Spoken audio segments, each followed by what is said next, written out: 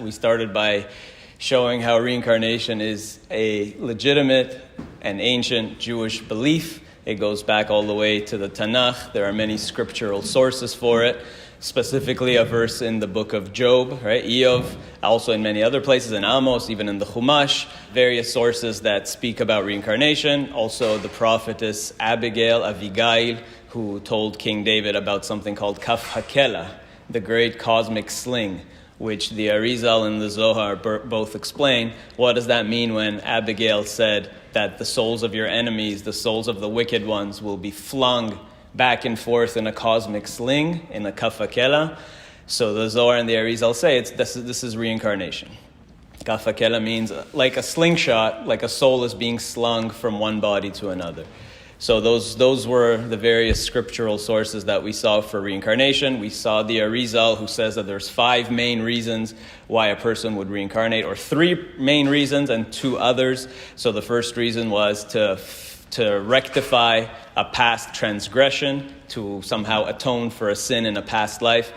That was reason number 1. Number 2 was to fulfill a mitzvah, a positive mitzvah that a person failed to fulfill in a past life. Number 3 was maybe to help somebody else. Number 3 is not that the person did something wrong or didn't do something, but maybe they did something right, and their soul is particularly good at doing some particular job, and so that soul is needed to come back to the world to help other people. That was reason number 3. And then another reason was to marry your soulmate. So although everybody has their designated soulmate, because of free will, people don't necessarily marry their soulmate. They might make the wrong choices, or because of free will, they might never meet their soulmate.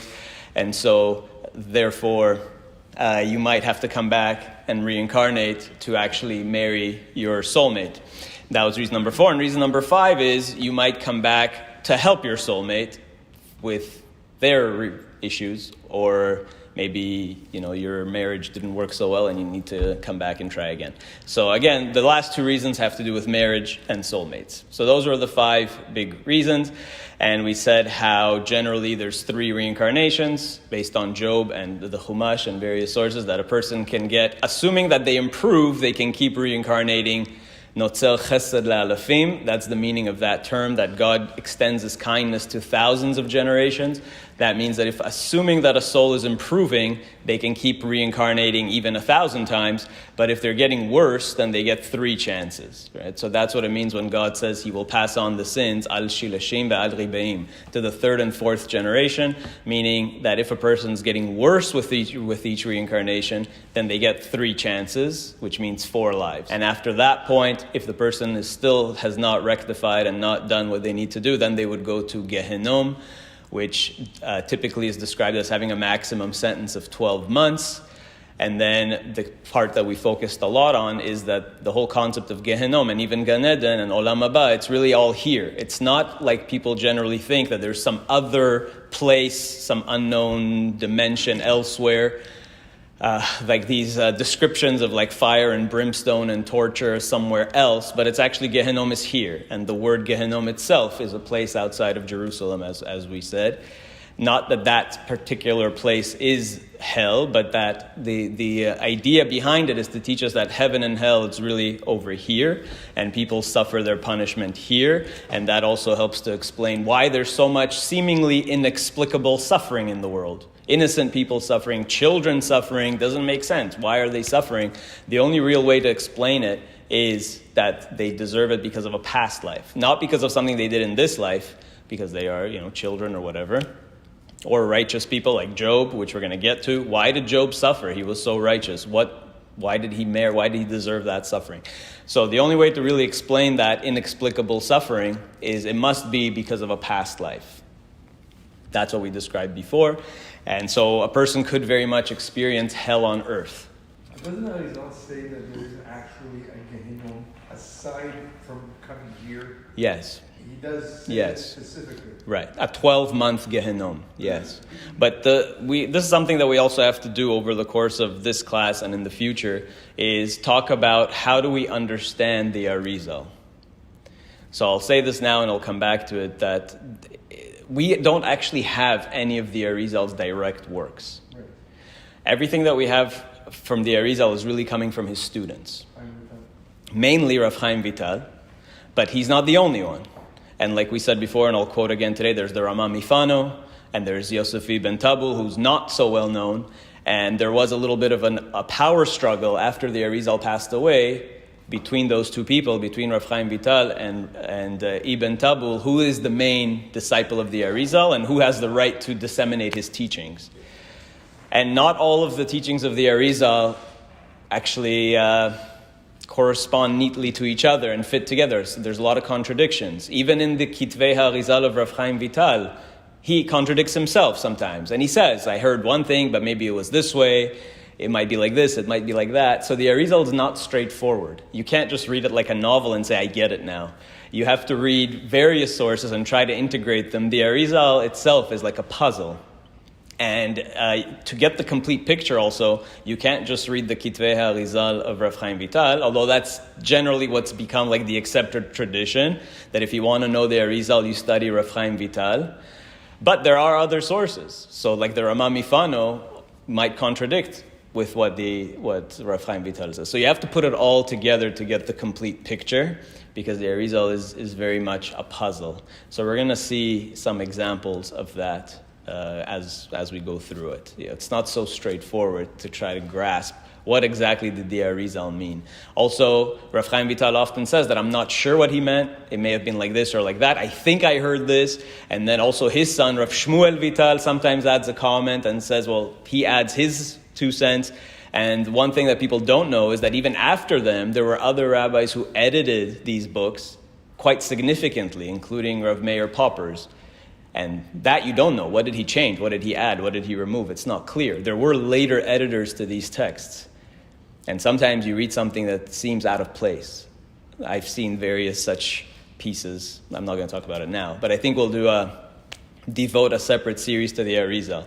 Because sometimes you read the Arizal and you see something inconsistent. You're like, where did that come from? That doesn't seem like the Arizal would have said something like this. So just because something is in Kitvei HaArizal is not necessarily definitively also his teaching. So the Arizal itself is a puzzle that we have to make sense of. So we'll talk more about that in the future, I think. We spoke about how heaven and hell is here. Olam Haba is also here. Interestingly, the Gemara, one beautiful Gemara that just to emphasize this point, because it's something that we're transitioning into that world now. In Masechet Ketubot, it says, Lo ka'olam hazeh ha'olam haba. That olam haba, like this future era of reward, is not like this world. Ha'olam hazeh yesh bo tza'ar. Like in this world, we have pain and suffering and things like that.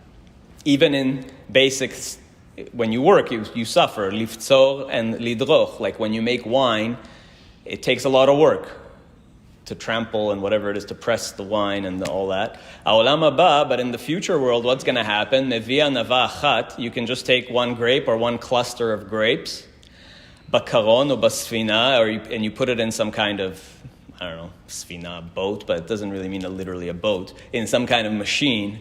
I think the idea here is like maybe something with a spinning wheel or something, whatever, some kind of mechanism, umanicha bezavit beito, and you put it just in the corner of your house, umesapek emeno kefitos gadol, and you get out of it tons and tons of wine, lots of jugs of wine.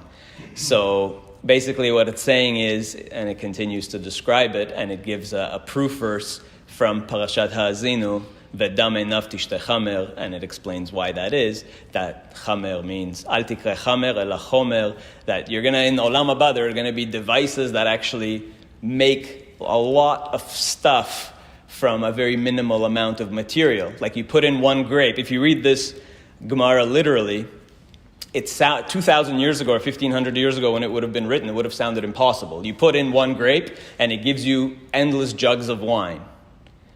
Back then, it would have been impossible. But today, that's actually quite possible. We do that all the time. Today, you can take literally one cell from an animal and you have lab-grown meat. There are Israeli, if you've ever seen Israel's, there's a company in Israel called Stakeholder, beautiful, a huge machine. And the machine prints for you whatever you want. Meats, beef steak, chicken, fish, salmon. Yeah, it's amazing. That's the future. That's the future, right? So today we actually have this. My son tasted it. Yeah? No, it's not. It's supposed to be pretty. There's a video of Bibi Netanyahu trying it. He had a fish, yeah. So you have a machine, much like this says. You'll have one little boat-like machine in the corner of your house, and you put in a sample of what you want, and it's going to miraculously multiply perfectly healthy and fine-tuned with all the nutrients and macromolecules that you need. We're already living this. We're transitioning into that phase. So I only bring this up because people want to just hold on to this, have a very hard time giving up this idea that Olam Haba is somewhere else, in some ethereal realm with halos and angels and clouds. Like, that is not a Jewish view of the afterlife. Olam Haba is here. It's not Olam Ha'u, it's Olam Haba. There's Olam Hazeh and Olam Haba. It's the world to come. It's a world that's coming here. And we brought many examples last time of how both heaven and hell are described in very earthly, physical terms. And here the Gemara itself also says, in Olam Haba, you're going to be able, there's still physical stuff, there's still food and there's still whatever, but there's no tsa'ar, there's no suffering, and you don't have to work hard. And you're going to have machines that are going to make for you wine. And we already have that. Today, winemakers, you only need a few guys and you can run an entire winery. Most of it is done automatically. Exactly. If you ever go to do a winery tour today, there's nobody there. It's like the tour guide, and everything else is done automatically. So we're already living, we're clearly transitioning into Olam Haba. Back to reincarnation. Okay. So now we want to actually get into the meat of reincarnation. Look at actual, no pun intended, look at actual examples. So last time we actually finished with one example of Naval and Bilam and Hevel. We looked at Hevel, Cain and Abel. That Cain killed Abel. Abel had a good part of him, the hay, and the bad part, the Bet Lamed. And we said that the Beit Lamed went into Lavan, and then Bilam, and then Naval, and that was his 3 strikes, and you're out. And then the Tanakh actually says that Naval became, his heart became a stone, Uayala Avin, that he became a stone. And the Arizal says that's an allusion to the fact that he literally was reincarnated in a stone. So there is, by the way, again, with what we were saying before about understanding the Arizal, there's 2 ways to understand what the Arizal said about Naval. There's one way to read it, that he first was in a stone as Bilam, that Bilam's reincarnation, his punishment was to be in a stone, and then from a stone he was rectified enough to come back in human form and was given another opportunity as Naval, and that's why it says U Hayale Avin, that he was a stone, that Naval had been a stone in a past life. So between Bilam and Naval, there was a stone. The another way to read it is the 3 strikes and you're out thing, which is that he went Lavan, Bilam, Naval, then he became a stone. I think you can read it both ways. That's a challenge that we want to focus on next class, which I want to do next week. And I want to do it on the issue of time. I mean, we say that time doesn't really matter in the Torah. There is no before and after in the Torah. I want to talk about time, the time issue. But again, the whole thing with understanding the Arizal is sometimes there are multiple approaches. So was it 1, 2, 3 stone, or was it 1, 2 stone and then Naval? There's 2 ways to look at it. But regardless, the same idea, that it illustrates the point. That the Beit Lamed from Hevel went into Bilam and Lavan and Naval, and that's why they all have the Beit Lamed in them, and then ultimately ended up in a stone, or at some point had a phase in a stone. And then we want to focus on what happened to Cain also. So just to finish off with Hevel, first the Arizal says in this passage that Ein ruach mitgalgel ad asher titgalgel nefesh. So to understand all this, we have to quickly recap that there are 5 parts to the soul, right? There are 5 general levels to the soul. The lowest level is called nefesh.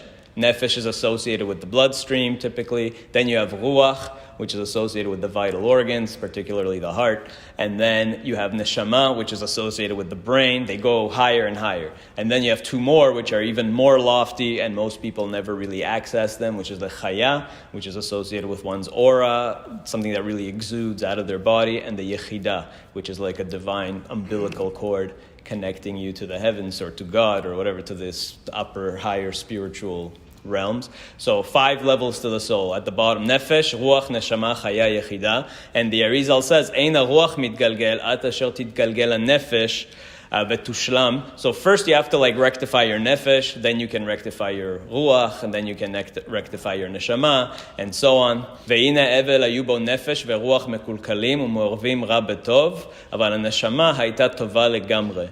So the Arizal says that Hevel had an impure nefesh and ruach, but his neshama was pure. The Beit Lamed of his name, Hevel, is Hey Bet Lamed. Abel, Hevel, Hey Bet Lamed.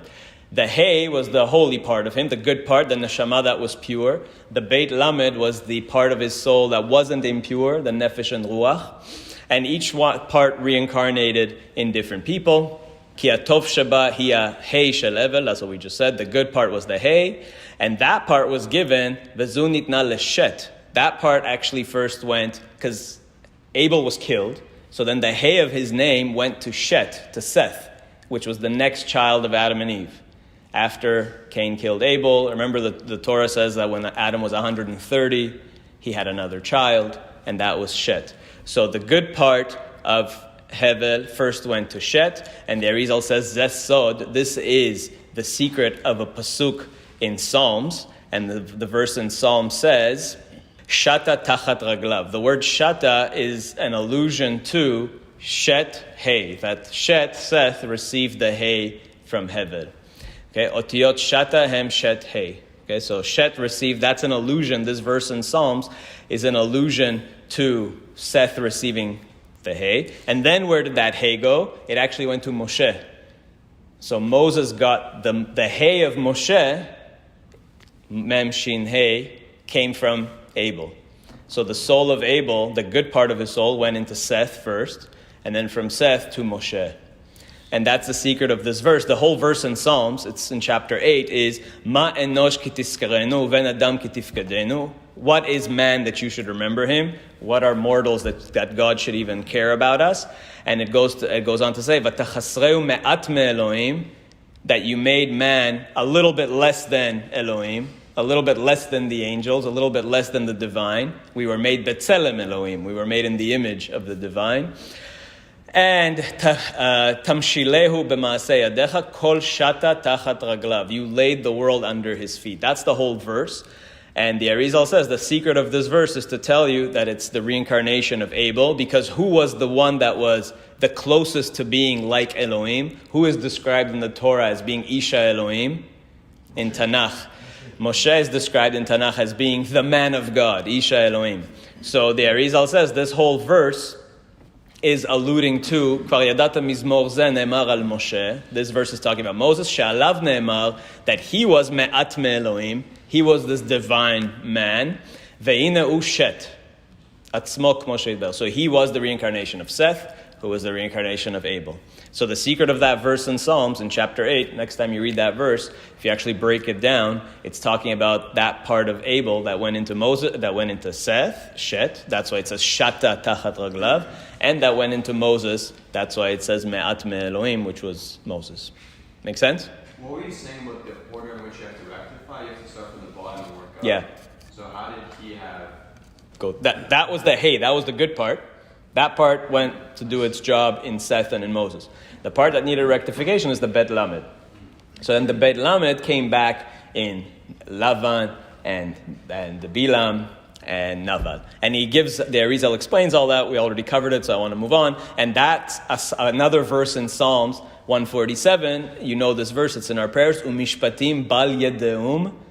Where we say that verse, Alleluia, Mishpatim bal yedeum. That's an allusion to this Bet Lamed. Mishpatim bal yedeum. They didn't know God's laws.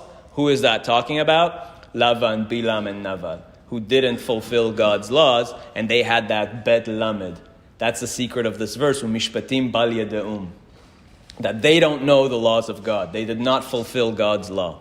So that's the Bet Lamed. So you have two verses that allude secretly on the Sod level to the reincarnations of Abel. And Bilam, of course, was as our sages described, the anti-Moses.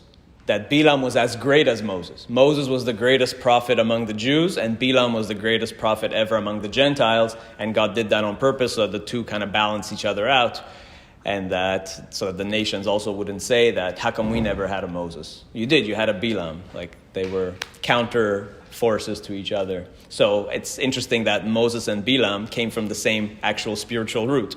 They both came from Abel. Moses had the Hey from Abel, and Bilam had the Bet Lamed from Abel. So it's two people that actually were reincarnations of one person, and they both had this incredible spiritual power. The two greatest prophets in history the Jewish one and the non-Jewish one, Moshe and Bilam. So does Moshe and Seth get fresh ruach and nefesh? Yeah, they would have other pieces of their own, yeah. We're going to see more of that. You have multiple pieces. Every person has multiple sparks and pieces so like in their first boat. time through, the 5 levels are from the same soul, and then those Yeah, you can have subsequent pieces. reincarnations all mixed Exactly. together. Yes, exactly. That was the candle analogy that we used last time also, that you can light multiple candles, multiple flames from one flame. Right? Okay, now, that was Abel's whole story. What about Cain? Cain's is even more fascinating. What happened to Cain? So Cain killed Abel. So first question, why did Cain kill Abel? What led to that fight? Jealousy over what? Sacrifice. The sacrifice. So the pshat seems to be, when you read the Torah, Cain brought an offering. Then Abel said, hey, that's a great idea. I'm also going to bring an offering. And Abel's was better. And God took Abel's but not Cain's. And Cain was upset. It seems to be, although these are two separate things. They're not directly connected. But it seems to be that after that, Cain killed Abel. So was it over that particular offering? Not clear, but we do have a tradition, the Midrash says, and it's in many different places, that actually they weren't fighting over the offering. They were fighting over, of course, what do guys always fight over? They were fighting over a girl. Yeah. So what was the girl? Who was the girl? The twin. Right, there was a twin. Who did they marry? Cain and Abel. There was nobody else around. There was Adam and Eve. And then Cain actually was born with a twin sister who would be his wife. And there was no prohibition of incest yet, and because, you couldn't. That would be the only way to reproduce. So Cain had a twin sister that he was born with, who was destined to be his wife. And Abel was born with 2 twin sisters. They were triplets. So he had seemingly two wives. Where do we know this stuff from?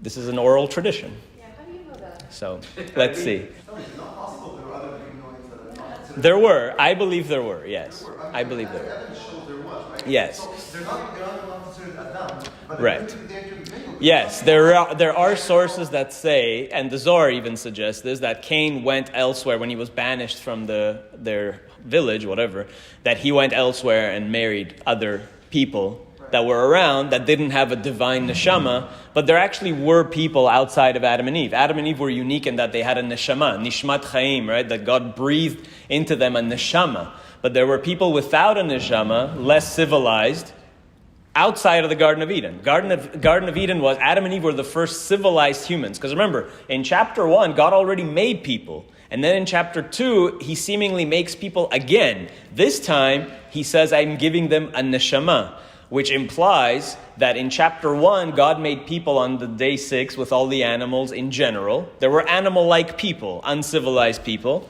And then in chapter 2, God actually made specific Adam and Eve and breathed a neshama into them in the Garden of Eden. So that another way to read this is to say, no, Adam and Eve were unique in that they were divine and had a neshama and were civilized and were farmers. God literally told them in the Torah explicit to work the garden. Le'ovda ve'leshomra. You have to tend the garden. They were the first farmers. Farming is like the birth of civilization. You no longer have to be nomadic and animalistic. You can grow lots of food. And then once you grow lots of food, not everybody has to worry about making food. You grow the food because you can make plenty. I'll do other things. And then you can have differentiation of labor, right? Once you have that technology of farming, then you no longer have to be like an animal, nomadic, moving around, hunting. You can actually settle down. You can start building cities and so on. You can have people, not everybody has to be a farmer now because one person can grow enough food for many people. So really the mark of civilization is farming, and that's exactly what the Torah is saying, that Adam and Eve were like the first farmers. God put them in a garden and told them, tend the garden and enjoy all of this produce. And now you have a permanent settlement, the Garden of Eden. Man doesn't have to be nomadic. So the people in chapter 1 would have been soulless, like they had a nefesh, like an animalistic soul, but no neshama, and they were nomadic, and they were more like animals. And then Adam and Eve were the divine ones that had this farming technology, the first civilized people that had a permanent settlement. And Cain, when he was banished from their community, would have gone, and the Zohar suggests this in one place, and married other people who were uncivilized. So what happened to all the uncivilized people? Well, the flood would have taken care of them. You hit the nail on the head. the flood would have, but after the flood, nobody was left except Noah, who came from Shet. So there doesn't matter already. Yeah, you were going to add something to that? Yeah, same thing. Okay. Yeah. Like it's caveman, not Right, there were cave people, and we do find, archaeologists find various cave paintings, Lascaux and this and that, and who made those things, right? Like pre-civilized human remains we do find, so that could be it. In any case, that's a different view, and one view, the Midrashic view, is they could both be true. It could be this and that Cain was born with a twin, and also married other people outside of the Garden of Eden. Could be that they're both true, probably. So Cain, according to this version of events, Cain was born with a twin, Abel was born with two twins, so now who gets the extra girl? Abel is saying, well, she was born with me, so it must be that God wants me to marry her. And Cain says, yeah, but I'm the older one. The firstborn gets double. Generally, the firstborn has the honor of getting a double portion of everything, so I should get. So anyway, so they fight over the girl. And the Zohar also says, Amar Rabbi Yehuda. Yeah. You end up with two of them. Right, so let's look. So Amar Rabbi Yehuda Mai Dichtiv. So the Zohar is saying, why does it say Vehi beyotam basadeh? The Torah says that they were in the field and they fought and Cain killed Abel. The Torah's language is Vehi beyotam basadeh, and it was when they were in the field. Mai basadeh. What does it mean basadeh? What is a sadeh an allusion to in more metaphorical language? Da itata, it's a woman. A field is it's like a metaphor, a euphemism or whatever, another word for a woman.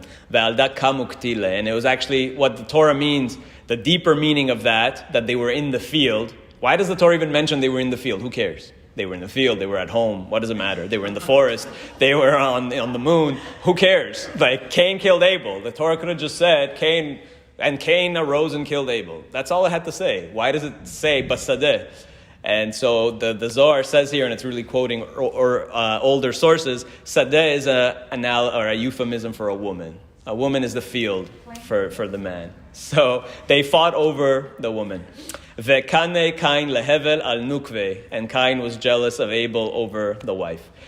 And Rabbi Chia Amar hachazinan dichti veichar lekain meod veiplu panav al deloid kabil korbane. And also another opinion. Also, it was over the sacrifice. Also, it's true that Cain was already upset by the whole offering thing, that his offering wasn't taken. So he was already in a bad mood. Plus, there was the girl issue. Altogether, it turned out to be that Cain killed Abel. Okay, that's how it starts. So what happened? So what does Cain have to rectify? Cain has a few issues here. Number one is he brought a faulty offering. That's the first thing. Number two is he killed his brother. He killed somebody. That needs rectification. And number three is he stole a girl. He took a girl that wasn't destined for him. So he has to rectify those three things, the Arizal says. And the Arizal is a puzzle. So I'm piecing together from a few different sources. So I'm not going to read any one particular source. It's in Shara Gilgulim, chapter 36. It's in Shara Mitzvot on Shoftim. So I'm just going to piece it all together for you. Because, again, the Arizal is a puzzle. And to get the complete picture, you can't just read one passage. You really have to read the whole thing and put it all together. So what the Arizal says is something really beautiful. He says, what happened to, again, we have to trace the letters. With Abel, we trace the Hey Bet Lamed. So what about Cain? Cain is Kuf Yud Nun. What happened to the Kuf? The Kuf went to Korach. Who was Korach? Korach was an adversary of Moses. Korach was Moses' cousin and said, he accused Moses and Aaron of nepotism. You guys are putting your own family members. You made yourself the king, Moses. You made your brother the high priest. You made your other guy, whatever, the head of the Levites. And I'm also a Levite. I should have. So he was accusing them of nepotism and saying that they want to take all the power to themselves. And he was saying, everybody's holy, we should all be able to bring offerings. So Korach challenged Moses. Really, what he was supposed to do is rectify the sin of Cain to bring a wholesome offering. And what happened? He failed again, because he brought an offering. The Torah says he brought another offering that God rejected. So he made the same mistake he made in a past life.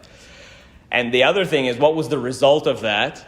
Moshe made a miracle, asked Hashem to take care of business, and Moshe made the earth open up, and Korach was swallowed by the earth. The Arizal says that's midah keneged midah. It's measure for measure, because what did Cain do to Abel? He killed him and he buried him, hid him in the earth. And then God said, oh, the blood of your brother is calling out from the earth. So midah keneged midah, measure for measure. In their next reincarnation, Moses, who was Abel, Moses was the hay of Abel. Moses had Korach buried in the earth. Right? So measure for measure. So the hay of Abel and the kuf of Cain went into Moses and Korach. So Korach failed that rectification and would have to come back again. We'll leave that aside for now. What about the Yud of Cain? The Yud went into Yitro. That's right. Yitro was the father-in-law of Moses. Yitro was Moses' father-in-law. He actually did fulfill the rectification. Good. What did Yitro do? Yitro gave his daughter Tzipporah to Moses to be a wife. So Yitro fulfilled the sin of the past life, which is stealing the girl. So in the next life, he gave his own daughter to Moses as a way of rectifying that sin. So the Yud of Cain went to Yitro, and that rectified the whole thing with the girl. And finally, the Nun went into somebody whose name we're actually unsure of. It could have just been Nun, actually. But the last person that had an important interaction with Moshe was the Mitzri, the Egyptian that Moses killed. Remember, Moses ran away from Egypt because he killed an Egyptian. So that rectified the Cain killed Abel and hid him in the ground. And then Moshe killed the Egyptian and hid him in the ground. That was, again, a measure for measure replay of past events. So that Egyptian, the Mitzri, was a reincarnation of the Nun of Cain, went into the Mitzri. And it's possible that his name actually was Nun, because Nun is an Egyptian word. And in ancient Egyptian mythology, Nun was actually their word for the primordial substance of creation. The ancient Egyptians had a pantheon of gods, but they believed that the origin of it all is something called Nun, like the initial primordial substance. So Nun is an important word in Egyptian mythology, and perhaps even a name. It's kind of like the Hindu Brahman, that like the original source of all the pantheon of gods in ancient Egypt, that was called Nun. So it's possible that Egyptian actually had a name that had a Nun in it or whatever. We don't know what his name was. But again, that was a measure for measure that Moses had to kill that Egyptian because Cain killed Abel. Is it also fish? Nun means in Aramaic fish, also. A fish, yeah. Right, exactly. When you say rectifying, I think, in my mind, I envision you doing something right, and then you rectify it. Right. Here, in these examples, it looks like the Egyptian, who still wasn't a good person, somehow rectified his soul just by being punished. Right. Sometimes that's all it is. That's a form of Yeah, rectification. because remember, the Arizal says that you come back in reincarnation, you often suffer to rectify. So that was his suffering. He was killed by Moses, and that fulfilled the suffering he caused to Abel. Wow, so really, bad people can actually create a perfect Sure, absolutely. Yeah. That's all suffering is meant to. Yeah. All death and suffering is some kind of tikkun, right? If you don't remember these past lives, then how? You have to not remember. So we said that before. Because if you do remember, then it defeats the purpose. Because if you do remember, then it's like you're coming into this world and you're like, oh, in a past life I killed Cain. Somebody is going to kill me any day now, right? So I'm a walking dead man. You can't remember. If you do remember, it defeats the whole purpose, right? So the whole thing is it has to be mysterious. And the suffering, it's only real suffering when you don't know why you're suffering. Yeah. If you know why you're suffering, then it's like, okay, I'm getting what I deserve. I made other people suffer. Now I'm suffering, right? If somebody feels like, somebody who, let's say, not doing good things, they feel like, oh, well, I have a good life. Who cares what my next life is going to look like? Because this world I'm doing good, you know? So then... And they will suffer in their next life. So. And they're good. Yeah, we have to think more cosmically, right? We're so used to thinking in confined terms of like one individual lifespan, but we have to expand our understanding of life. You're just in this particular video game right now, right? But you're going to come back, and I mean that quite literally. I want to talk about that too, maybe in 2 weeks. That was Cain's reincarnation in Korach, in Yitro, and in the Mitzri, in the Egyptian. And again, the Arizal brings us a proof for this, because these are all psukim in Tanakh that allude on a sod level, on a secret level, to these things. So what is the verse that alludes to the reincarnations of Cain? We saw the verses that allude to the reincarnations of Abel. What's the verse that alludes to Cain?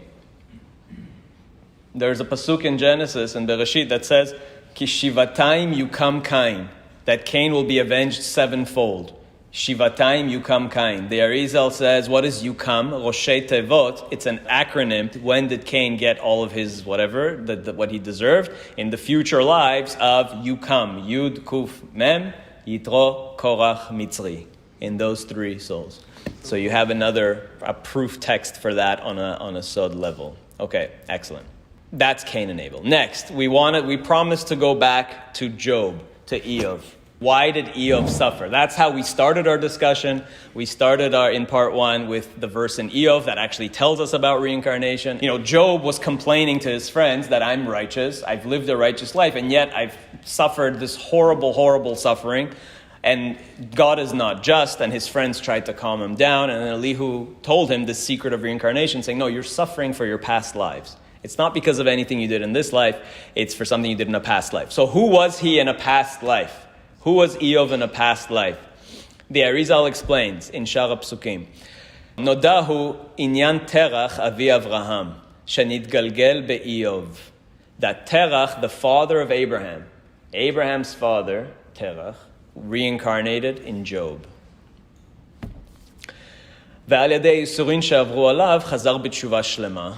And Terach ultimately did tshuva. Our sages say that he died righteous.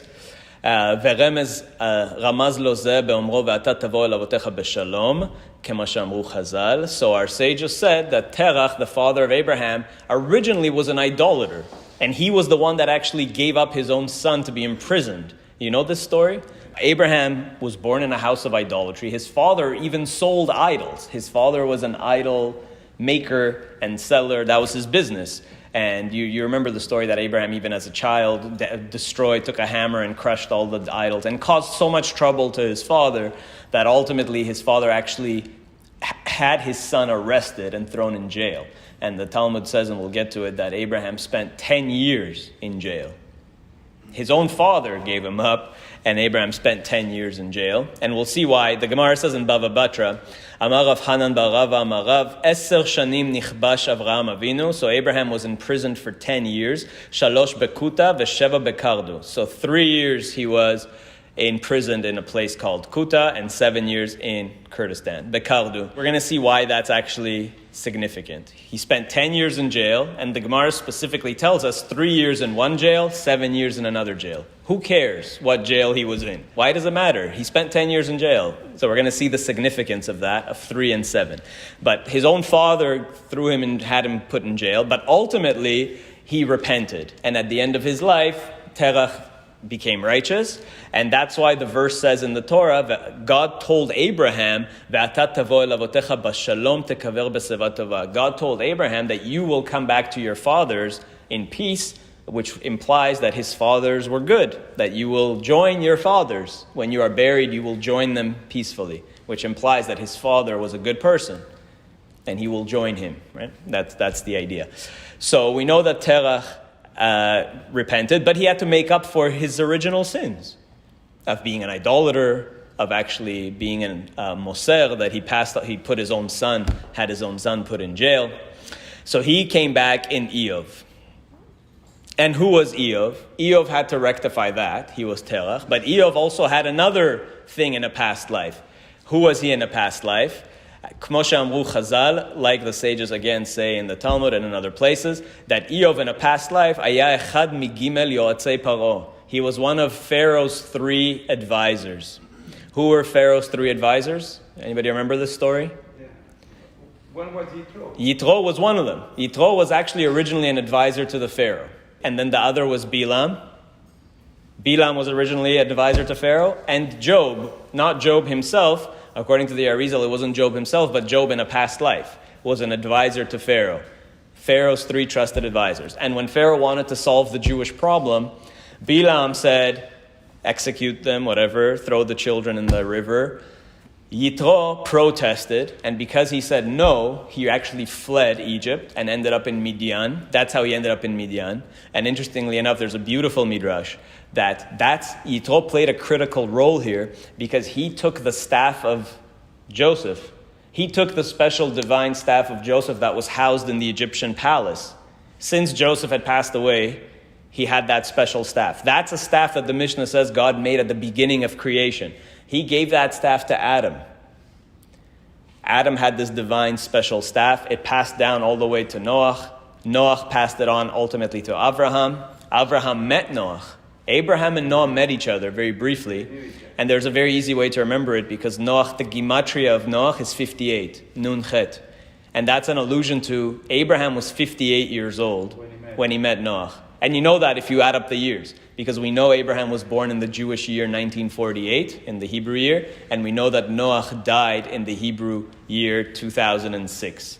So Abraham met Noach right before Noach passed away, when he was 58 years old, and Noach passed on the divine staff to him.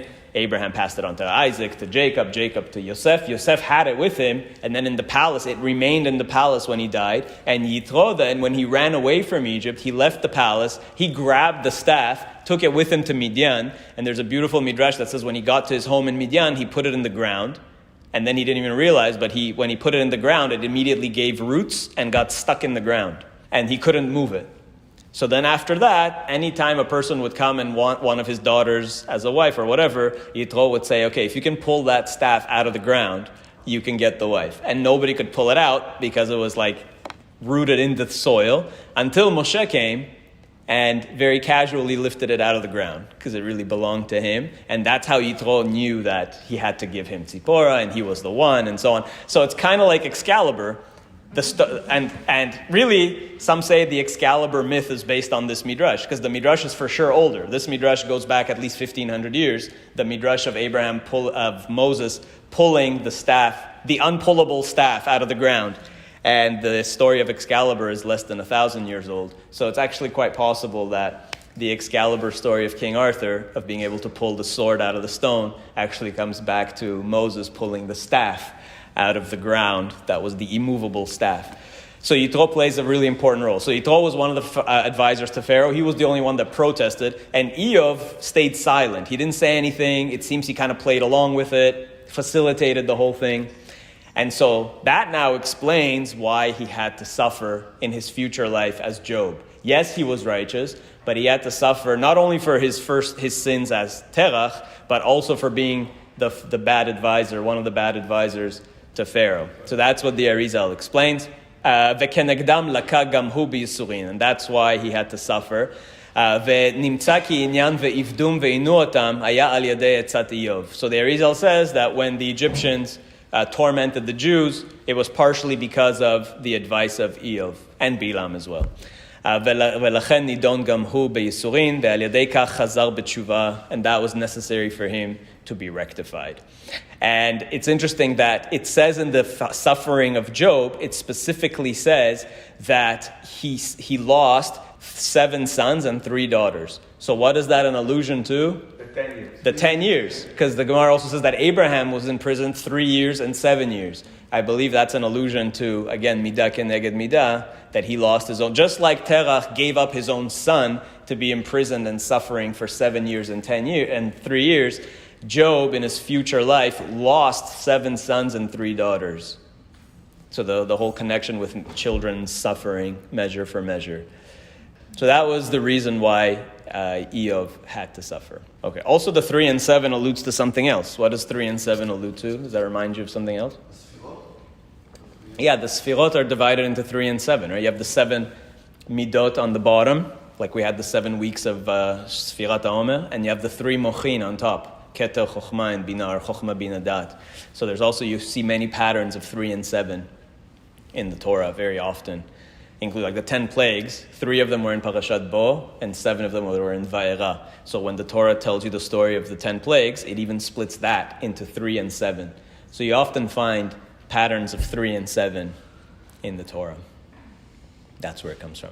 Okay, next question. And we devoted a lot to all these men, but what about women? So a lot of people ask, do women reincarnate? So a lot of people ask me, actually. I heard that the Arizal says women don't reincarnate, that only men reincarnate. So no, that's not the case. Women do reincarnate, and we'll do maybe one or two examples. And the Arizal does say that women reincarnate a lot less than men.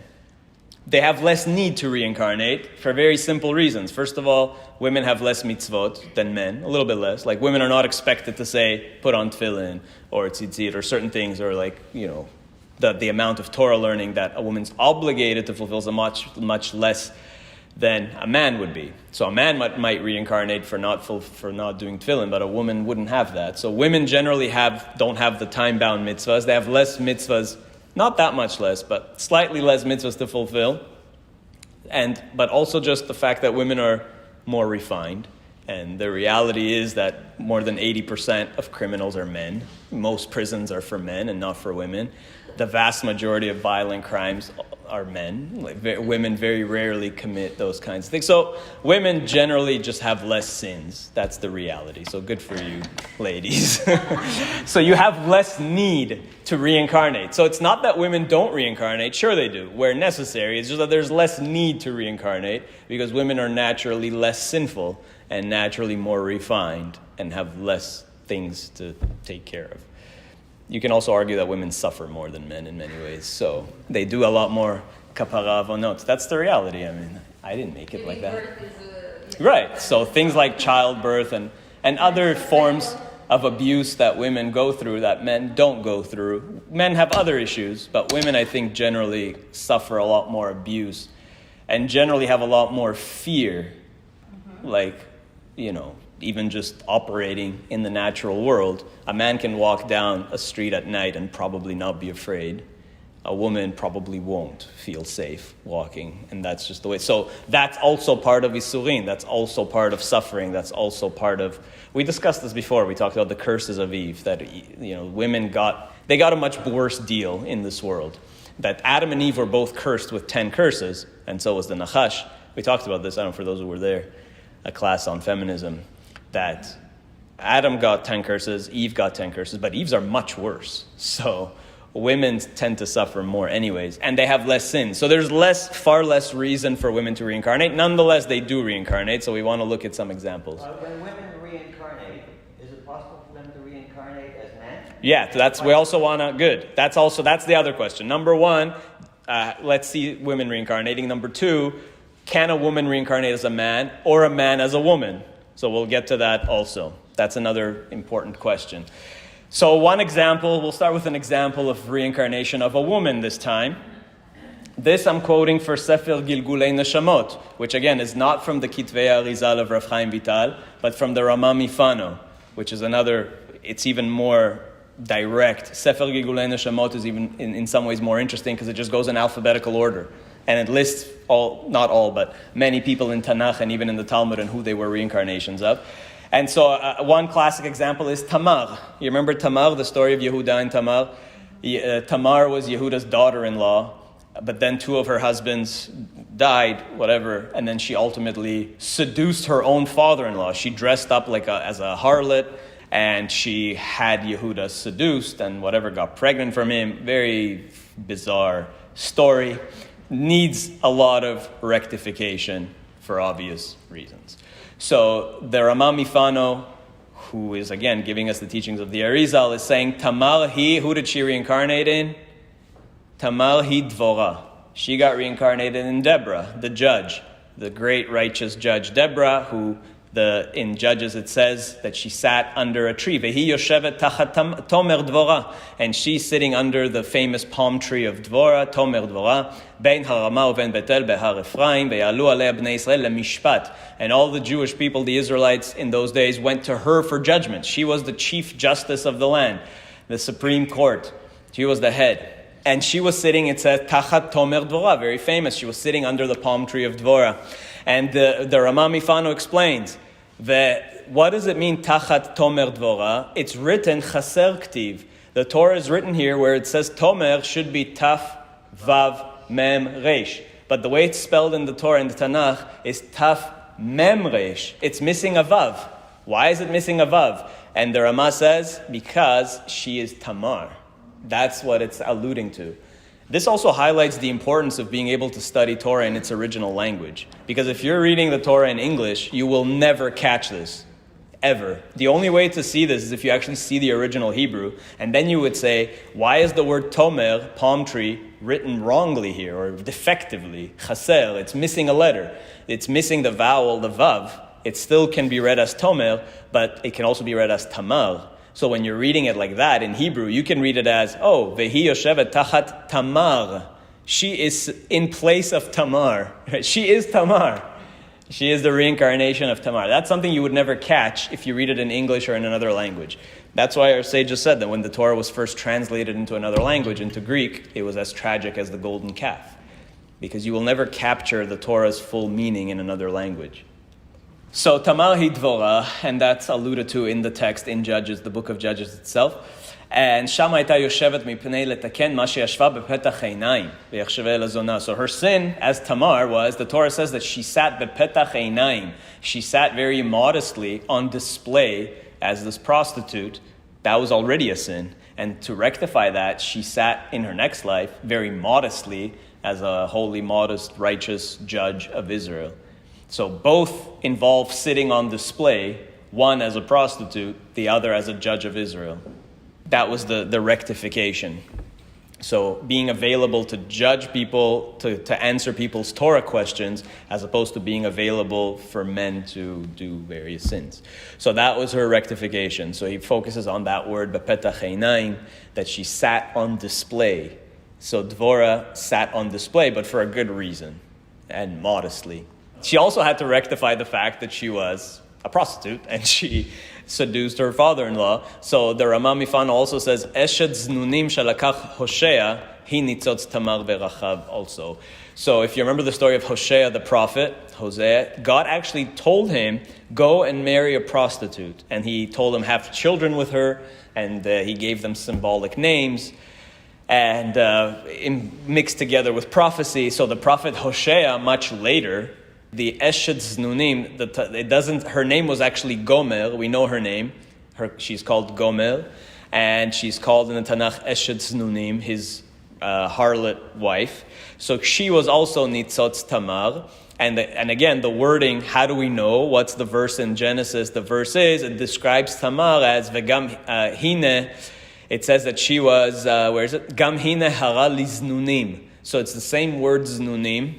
And remember, there's a way of interpreting the Torah where you have the exact same word in two contexts. There's a connection between them. So the wife of Hosea is called Eshet Znunim, and Tamar is called also Znunim. That same word, it's a Gzera Shava, it's the same equivalent terminology. That's alluding to the fact that the Eshet Znunim was a reincarnation of Tamar. And her name was Gomer, Gimel Mem Reish. So again, you see the letters, because Tamar is Taf Mem Reish. And the mar, which literally means the bitter part, the impure part, went into Gomer, Gimel Mem Reish. So Tamar also became Gomer, and she actually did suffer, I guess, as a prostitute at some point, but ultimately was rectified, and then got to marry a prophet, and had a very important prophetic role. The Rama Mifano doesn't say this, but there's also a case to be made. There's another Tamar in Tanakh. Who's the other Tamar in Tanakh? Tamar and Amnon. Remember the kids of King David's two children. They were half brother, half sister, and Amnon was infatuated with Tamar, and ultimately seduced her, raped her. And so that story as well, like what did she do to suffer this? The Rama doesn't say this, but it's actually perhaps that Tamar, who was the daughter of King David, was seduced by Amnon in the same way as a measure for measure, because she had seduced in her past life as Tamar her father-in-law Yehuda. Again, it's not explicit in this text. So these are examples of female reincarnations with Tamar. Last thing, and then we'll conclude. And there's another thing that we should be aware of, is not a gilgul, not a reincarnation, but as an ibur. An ibur is literally an impregnation. So this, the Arizal says, is when a soul can attach to you while you're alive. So not a reincarnation from birth, but for a temporary period of time, a soul can join you. A certain spiritual spark can enter you at certain auspicious, specific moments in your life, like bar bat mitzvah, for instance, when a person's 12 or 13 years old, or 20 years old, because that's the age of adulthood officially. So at certain distinct moments, or when you get married, for example, at certain critical moments of your life, or get divorced, a person can have a soul join them, often to help them to achieve either that soul is a soul of a tzaddik, for example, that joins you and helps you accomplish something, or that's a soul that actually needs rectification and can join you, and then you will rectify that soul. And it'll be part of you for a temporary period of time. It might be a few months, it might be a day, it might be a few years, it might be 12 months. Maybe it can join in your suffering for 12 months, and that could be its Gehenom, for instance. But an ibur is a soul that joins you temporarily. The negative side of an ibur is a dibuk. A dibuk is what do you call it? A demon? Yeah, what's it called? A possession. A possession, if a person's possessed by another soul, that's a dibuk. Now, generally we say... Exorcisms? Yeah, they're actually in Kabbalistic tradition, there were exorcisms, yes. Do you think schizophrenic people, they have dibuk? I don't think so. I think that's more of like a mental... Dibuk is like very specific. A schizophrenic person goes in and out of states of where they're manic and not, whatever. Yeah, whereas a dibuk is more temporary and like the person's possessed, like strangely for a month, a week, until that soul leaves and never comes back again. Schizophrenia is like a person can be very coherent and then goes into a state where they are schizophrenic and become incoherent, So I don't think it's the same. How common are these people here? Today, we generally say they don't happen anymore. Sometimes you hear of a story here and there that a person has a dibuk. I don't know. People do report such things, but they're very, very rare. Does the person know that? Probably not. No. They wouldn't even be aware of it. It could sometimes be confused with mental illness, I think, yeah. So there is such a thing. The Arizal doesn't actually talk much about it, but ibur, he does talk a lot about. So there is this idea of a dibuk, but it's less fleshed out in Jewish texts and far less common than an ibur, which is legitimate and happens all the time. And the Arizal says, listen to this. He says an ibur can also help a woman get pregnant sometimes. And this will also answer the question of, can a man come in a woman's body, a female soul in a male body? So he says, so even though women, like we said, generally don't reincarnate so much, not as much as men do, but they do come in an ibur. So with these new female souls, אם האישה ההיא תתעבר ותער ותלד בת נקבה, אפשר שאותה שבאה בה בסוד העיבור תתגלגל איתה בבחינת גלגול גמור. בביתה הנולדה לה. So what this means is he's saying, look, you have a woman who is having a hard time getting pregnant perhaps, or maybe she's not having a hard time getting pregnant, but she gets pregnant, and there's an ibur that comes into her, and that when the child will be born, like a girl will be born, she will be the actual reincarnation of that ibur. That's possible as well. So you're pregnant and you actually have an ibur as part of you, and that child will be born with that actual soul. So that would be a way of one mechanism for a woman to reincarnate. So let's see. It's possible that a male soul can come back in a female body. Beguf nekeva. Lesibat ezu avon. Again, because of some sin that they did. Measure for measure. Like what? What do you think would be a sin for a man to come back as a woman? Right. Kmoshe mishkav zachu. Like somebody who committed sodomy in a past life could actually come back as a woman in their next life. So it's a male soul, committed sodomy, comes back in a female body. והנה הנקבה הזאת שהיא גלגול נשמת זכר, אינה יכולה לקבל הריון ולהתעבר. And such a woman, she's a woman, but she has a male soul. And that actually might cause her not to be able to get pregnant, because only a female soul can get pregnant. So even though she's in a female body, she doesn't have a female soul, so she can't get pregnant. והנה האישה הזאת צריכה זכות גדול לשתוכל להתעבר ולהוליד. So she needs some great merit to be able to get pregnant. ואין לה מציאות אחר, זולתי שתתעבר בה איזו נשמת אישה נקבה אחרת בסוד העיבור. So what happens is an actual female soul will join this woman who has a male soul. So this is a woman She has a male soul, so she can't get pregnant. But now a female soul will join her in an ibul.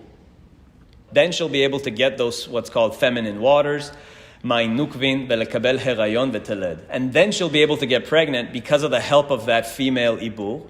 And then that female could actually come back in that child that she gives birth to. And that child will be a girl. And he actually says, Omnam ifshar la laledet banim scharim lishtei sibot. Ha'echad hi, lefi she'akatuv omer, isha ki tazriya ve'alda zachar, aval kan ha'isha is zachar ke'ba'ala. So he's saying this type of woman will never give birth to a boy. She'll only have girls. Ve'ena yachola laledet scharim ela nekevot. So two reasons. One, anyway, I'm gonna simplify this. The point is that because she actually needs a female soul to come help her get pregnant, and she gives birth ultimately to that female soul, so she will never have boys. So sometimes you have a situation where, and you might know people like this, a woman that only has girls all the time. She might have 3, 4, 5, 6, 7 girls in a row. It could, doesn't mean 100, again, this is speculative. It could be, we don't know, God knows. It could be that woman actually has a male soul. And so the only way she ever gets pregnant is with an ibur of a female, and she keeps giving birth to these women. And she can never give birth to a boy, no matter how hard they try, they don't get boys, they always get girls. Again, it doesn't mean that every woman you know that only has girls is automatically a male soul. That's not the case. It's sometimes a woman only has girls for like Yitro only had girls for whatever reason, right? Sometimes a person needs to have girls for other reasons, whatever it is. But it could be the case. So sometimes you might see a woman who has more masculine tendencies, a more masculine character, and then she has only girls. So that could be a case. And maybe she had trouble getting pregnant. That might be more of, you have to piece together a lot of the evidence. That could be more of a female soul a male soul in a female body. Now, it's important to clarify here that it doesn't mean that a female soul a male soul in a female body is gonna be, let's say, a homosexual or something. It doesn't automatically mean that. It doesn't mean that she's gonna be transgender or a transvestite or no. She could actually be a perfectly normal woman, just happens to have a male soul. It might express itself in certain more masculine qualities, or qualities that we might perceive as being more masculine. But otherwise, she could be a very feminine lady. So I just want to clarify that. It doesn't mean, these are not the same. A male soul in a female body is not automatically a lesbian woman. That's not how it works. It could be, but it doesn't have to be. Okay? Now, what it could explain, though, why there are people who have these gender issues. It could explain why people have issues with sexual orientation or gender or whatever. They feel like they're in the wrong body. When transgender people say, I feel like I'm a man trapped in a woman's body, or vice versa, a woman trapped in a man's body, that could be this. It could be. I'm not saying it is, but it might be this issue. Of course, the doing a gender reassignment surgery in that case wouldn't actually solve the problem. Because the whole point is that's the tikkun. That's the suffering that you have to experience.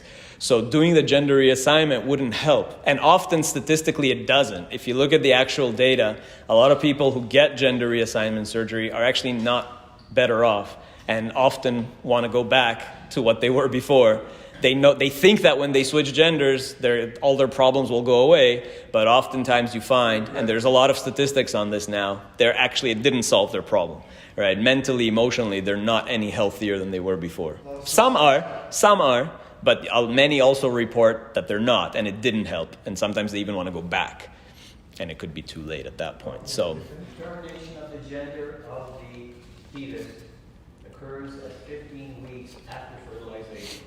At that time, if there are testes and it's a genetic male, then testosterone will be produced and will peak. At 15 weeks after fertilization. If in the brain there is a shortage of testosterone receptors, then in that case the person will be a male body but a female brain. Yeah, there's a lot of factors. I have genetics background, so it could also be Klinefelter syndrome, one of these where you have a man that has an extra X chromosome and has more feminine tendencies. So that's possible too. Klinefelter syndrome is it's like 1 in 1,000 men have it. They don't even know it. Oftentimes they don't even know it. Sometimes you see a man with more feminine features. It could be that he actually has Klinefelter syndrome where he has an extra X chromosome. So it's very complicated. There are so many reasons, both genetic, psychological, neurological. There's so many reasons for why it could be. I don't want to get into that now, but spiritually, it is possible that a male soul is in a female body or a female soul is in a male body. Okay, so that's Ibur, that's male and female reincarnation, male and female souls. That might help to explain gender issues, orientation issues, fertility issues even, why certain people, certain women have only certain genders as children. That's another potential explanation. Okay, let's finish. We're out of time. One last point that I spoke about this before once several years ago in the Fundamentals of Kabbalah class, and I think it's a good way to conclude, to bring that idea back, because I think it has even more significance now, a few years later. Going back to all of this, to Adam, we find that everything kind of goes back to Adam, Cain, and Abel, and the Arizal does say that all souls, all human souls, were ultimately contained within Adam and Eve, the first people, in some way. He actually outlines 5 general types of souls. There are souls called new souls, neshamot chadashot. There are neshamot yeshanot, that are old souls. The old souls tend to be the ones that were part of Adam and Eve when they consumed the fruit, and they fell very deep into the klipa. They're very spiritually unrefined. Old souls have to do the most work, and the Arizal says they're going to reincarnate many, many times. There are also new souls that were part of Adam and Eve, but weren't part of them. They left them before they consumed the fruit. So they're actually more pure, and they need less reincarnations, and so on. There's various types of souls. Okay, there are souls that were possibly even not part of Adam, or were only part of Adam as an ibur that came later. But ultimately, all the souls are somehow related to Adam and Eve. He also says there are souls of Cain and souls of Abel. So there are actual people who are stereotypical, kind of archetypal souls of Cain, archetypal souls of Abel. And there are also souls of converts, which he says are unique souls, but also have some connection ultimately to Adam. Now, why is this all important? We all come back to Adam. Adam contained all of mankind within him. Now, why is this interesting? Because the Arizal says that Adam had all these souls, all these sparks. How many did he have? How many souls and sparks are there? Because that will tell you how many people are destined to ever live. How many possible sparks and souls does Adam really break up into? 600,000. So he says like this. He says, look, we have 5 levels to the soul, right? Nefesh, ruach, neshama, chaya, that's what he said. And there are 5 partzufim, which they correspond to. A little more complicated, we're not going to talk about that. And there are different worlds. Remember, there's the 4 worlds. Yasiyah, Yetzirah, Bria, Atzilut, and even a higher world called Adam Kadmon, the primordial man. So he says like this. Each of the 5 souls is actually split into a further 5.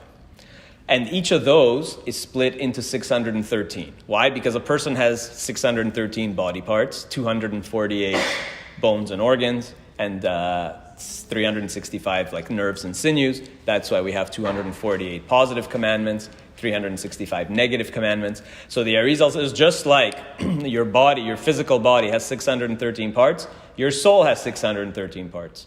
But it's each soul, like each of the 5 souls, and each of those is broken up corresponding to the various worlds. So the Arizal will often speak of, nefesh de atzilut, or this like the nefesh that belongs to the world of atzilut, for instance. Or there could be like a neshama of bria, for instance. So different pieces, and each of those pieces has 613 parts.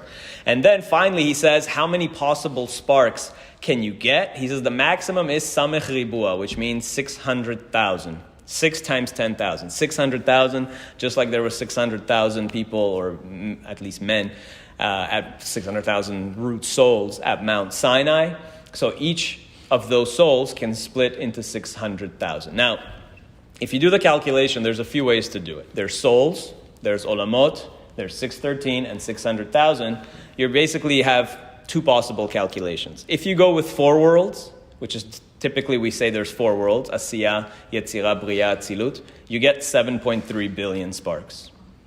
If you go with 5 worlds, because there is a higher world, a more hidden world of Adam Kadmon, then you're going to get about 9.5 billion. So your range is 7.3 to 9.5 billion possible human sparks, distinct human sparks. And I find that number significant because that's roughly where the world's population is today. Right now, currently, it's estimated that the world's population is 8.1 billion. And it's interesting that demographers predict that Earth's population will actually peak at 9.5 billion by around 2050. And then they're predicting it'll actually start to decline. It's already declining rapidly in the Western world. Birth rates are plunging and so on. But once the rest of the world catches up, and like the third world catches up, and birth rates are kind of starting to fall everywhere. And the prediction is that by 2050, the curve will shift, and Earth's population will stop increasing, and it'll actually start to decrease. So there's this idea that Earth's population will peak at about 9.5 billion. And it's interesting that right now we're at like 8 billion. Now, why is this interesting? Because the Talmud actually says, Ein ben David ba, Mashiach won't come, ad sheichlu kol neshamot shebaguf. That Mashiach won't come until all the souls that are destined to be born will be born. And it uses a strange term. It says neshamot shebaguf. All the souls in the body, literally. What does that mean, all the souls in the body? So the Gemara says, Mashiach won't come until all the souls in the body are born. What body? What does that mean, all the neshamot shebaguf? Right. So the Arizal says in Shara Psukim, Ki kol neshamot shebaguf. So the Arizal explains that kol neshamot shebaguf is really talking about the sparks that were in the first goof, in Adam. And they, he says, need to be yituknu terem baha geula. They have to be rectified before Mashiach comes. So all aspects of mankind, all the souls that ever lived, all the souls that were in Adam, the first man, all of these sparks have to be rectified. All parts of Adam have to come back and be rectified. Even a tiny spark, even the tiniest spark of Adam has to come back. Afilu Bilam, even the wicked ones, every single one. Lefi shaya bo ktsat nitzots kedosha, nitgalgel ben aval, as we know. And that's how he started his rectification. Umisham ve'elech nishlemu kol hanitzotzot shayu klolim bo. ועל דרך זה יהיה בכל שורשי הנשמות, כולם יתוקנו קודם הגאולה, ואז יתגאלו. So for all of mankind to experience the geula, everybody has to be rectified. Everybody has to rectify Adam. So everybody will come back at the end of days, so that before Mashiach comes, so that everybody could experience the geula. So that's fascinating, because if Adam really did have whatever it is, 9.5 billion sparks, then we are fast approaching that number where all the souls that have ever lived will be alive simultaneously. Meaning right now we're getting to a point where everybody that ever lived, all the souls that ever lived, all those sparks, all those fragmented sparks will be alive simultaneously. And that makes sense, because then you could have Judgment Day. Because God does say that there will be a Judgment Day here on earth, and I will judge everybody. So it all comes together with what we've been saying, what we said with Antoninus and Rabbi Yehuda, that Judgment Day is here on earth, that Gan Eden and Gehenom and Olam Haba is here, you get your reward here. So God is saying, just like Rabbi Yehuda said, God will bring back all the souls into a body and judge them here, and then they'll get their reward or suffering what they deserve. So it all comes back together. And the Arizal says, before the Geula, all the souls that ever lived will come back and will live simultaneously on the planet, and they will be judged, and they will be rectified. Ve'az yitga'alu. So we can all experience that Geula together. All aspects of mankind, every human that ever lived, every soul. Nobody's going to miss it, right? It's the greatest event in history. Nobody's going to miss it. Every soul that ever lived will be here. Every soul that ever lived will be rectified in whatever way they need to in this final series of a sequence of events that's to come. And finally, every nitzotz, which has a source in holiness, every spark will experience the Geula, and then we'll all have that perfect world, the Olam Haba, that we await. So hopefully we see that day soon. We'll end with that.